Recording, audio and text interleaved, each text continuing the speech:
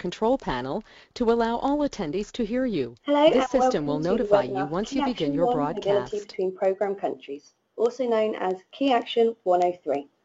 Please note that this is a pre-recorded webinar. If you have any questions after watching this webinar, please contact the Erasmus Plus Higher Education Help Desk.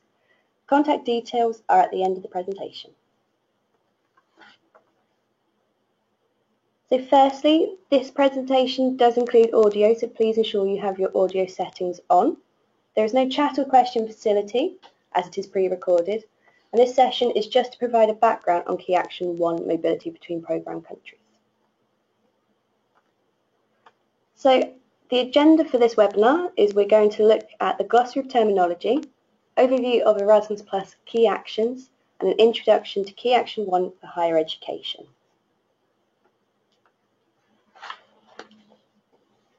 So before we start, I would like to explain the following acronyms so you can familiarise yourself with EC terminology.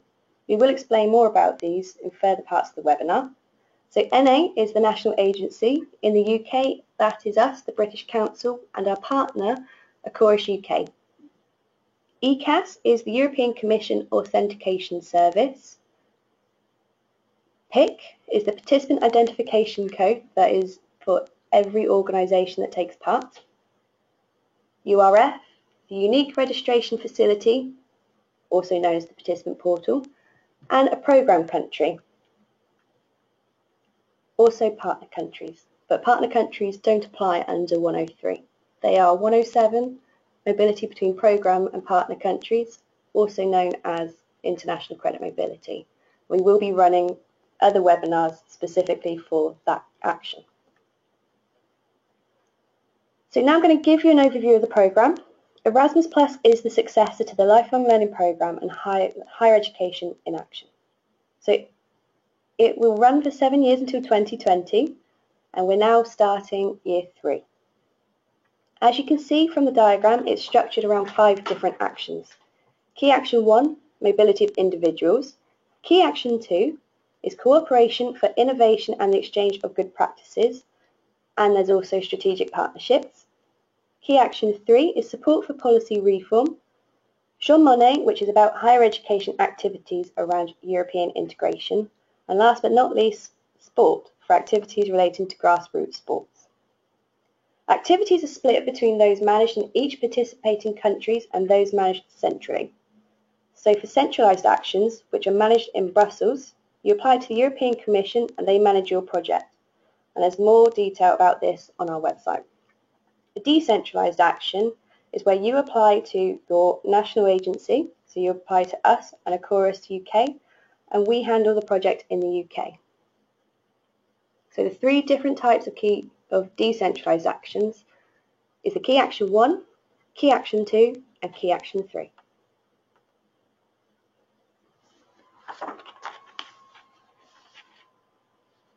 Here's an overview of decentralised activities managed by the British Council.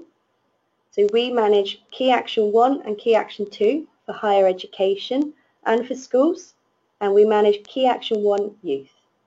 Today's webinar is all about Key Action 1 opportunities for higher education, focusing on mobilities between programme countries. As I mentioned earlier, we will be running other webinars for those wishing to apply between programme and partner country mobilities. Key Action 1, Learning Mobility of Individuals, is all about providing opportunities for individuals to improve their skills, enhance their employability and gain cultural awareness. Under Key Action 1, organisations can apply for funding to run mobility projects. These projects enable organisations to offer structured work, study, teaching and training opportunities to staff and students and focuses on higher education students and staff. If you do want further information, there is also the programme guide, pages 35 to 50, which provides all the information. These are the programme countries that you are able to send your students and staff to, and that can also take part. So institutions in these countries can also apply to their national agencies. So as mentioned before, the programme countries are those belonging to the EU and also include the former Yugoslav Republic of Macedonia, Iceland, Norway, Liechtenstein and Turkey. Please note that Switzerland is not an eligible programme country. To see this list in the programme guide, it's pages 22. So moving on to the actual activities within Key Action 1 for higher education, there are 4 types of learning mobility activities. Study mobilities for students at a partner HEI and traineeship mobilities for students in a programme country. There is also teaching mobilities for staff at a partner HEI and training mobilities for staff, but it does exclude conferences.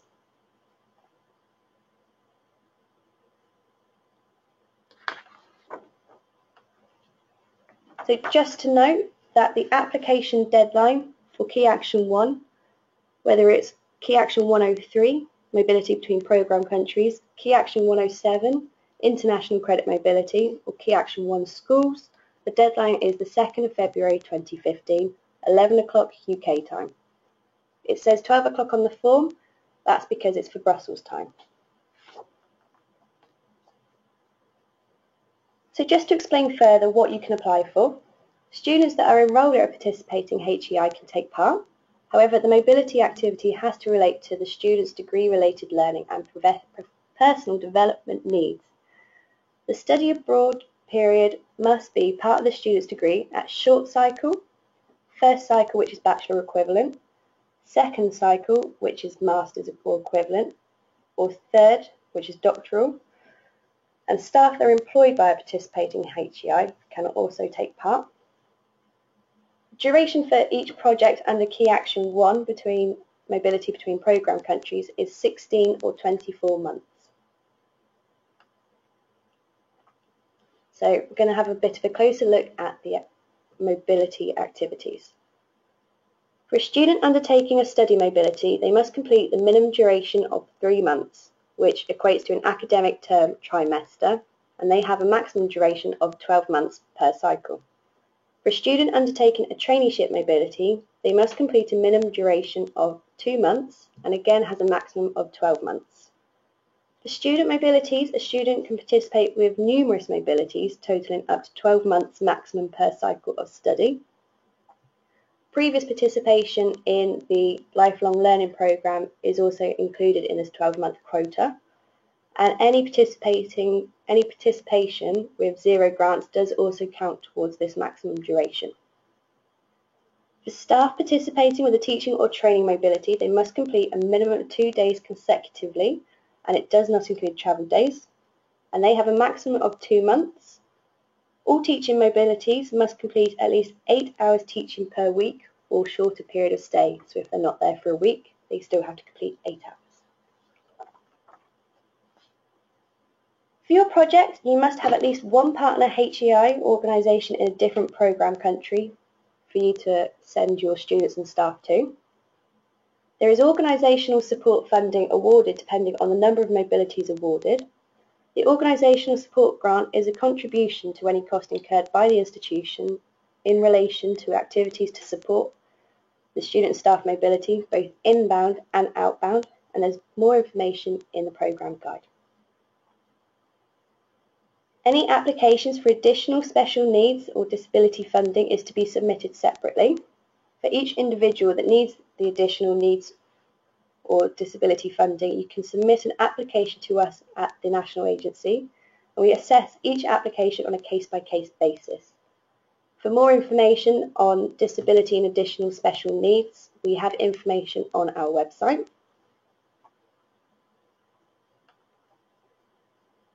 So, are you eligible for funding?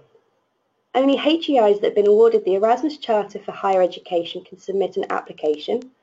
If your HEI has not yet been awarded the ECHE, then your application will not be eligible. There will be another call for applications for the ECHE released early next year. When you're successful, then you'll be able to apply for mobility funding. Consortia can also apply. A consortium must be accredited with the consortium accreditation. In 2015-16, it was called the Mobility Consortium Certificate. Unlike the ECHE, you can apply for the consortium accreditation at the same time as applying for mobility funding. If you're not awarded the consortium accreditation, then your application will not be eligible.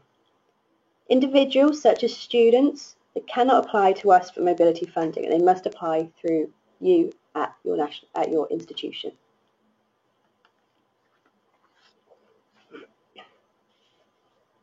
So applicants need to demonstrate that they have adequate capacity to successfully deliver Erasmus Plus projects and administer them in accordance with the grant agreement with the national agency and the programme guide published by the European Commission. This is agreed in the Declaration of Honour in the form. And also, you need to bear in mind that the Erasmus Plus grant is intended to be a contribution to participants. You may also agree that your organisation has the capacity to manage the grant.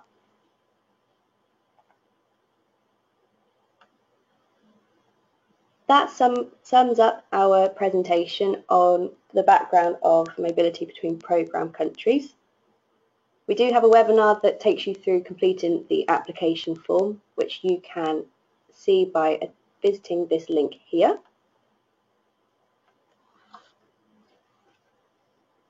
And finally, as promised earlier on, these are our contact details.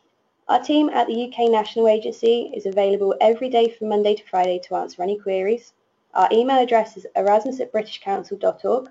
Our telephone number is 02920 924311. If you do have any questions or any queries at all, please do not hesitate to call us. I'd like to thank you for attending, and I wish you all the luck with your application. Again, if you do have any questions, please do not hesitate to contact us. Thank you.